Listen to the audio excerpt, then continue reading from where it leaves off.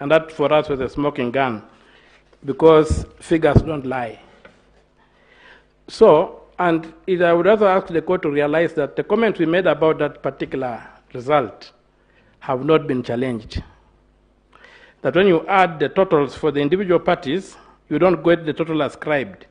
But the total ascribed is available in the workings and the affidavits of the members of the commission, which means we are dealing with fiction.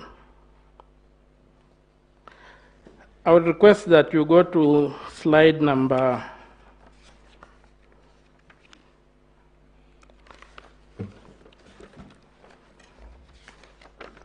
5. And the Honorable Judge asked, how are these things transmitting? So when you look at the fact that at 17 hours, we had 21,481,652 voters or returns which had been made, and we factor into when we try to calculate the average number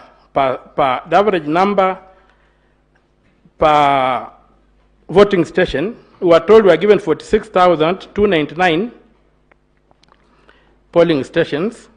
If you divide 22,120,458 by 46,299, you arrive at an average figure of 478, which is not very far from when you take 65% of 700, which is the maximum number you can have in a polling station, you end up with 455.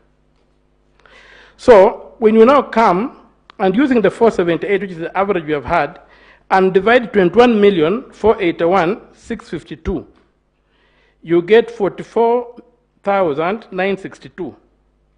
From paragraph 29 of Mr. Chebukati's replying affidavit, the figure he gives is that 45,994 kits reported. Now, from this, you already see that if the kits were 46,299 and 45,994 had reported, you are only left with 305 kits. These are kits which had connected, so the question of saying that these kits were looking for connection is not there. These kits were connected and they discharged their mandate. And you have been told here that there were some kits in Eldoret who are pinging the same, we were sending results from Eldoret, I don't know from wherever, one kit being used. So at that time, you get that the 305 kits, which may not have had network, if you multiply that figure by the maximum number of votes available, you will find that the 700, if you multiply that, you'll get a figure of about 213,500 votes. That's the maximum that could be transmitted, not 2 million votes. And also, if you went by working of 1,337 kits, then the maximum amount you could get is 638,806. So the KIMS kits that transmitted are not these ones that reported at that time. But the data, the fact that they held so much data was mined. So somebody could transmit remotely, mining the data that was already reported in these polling stations.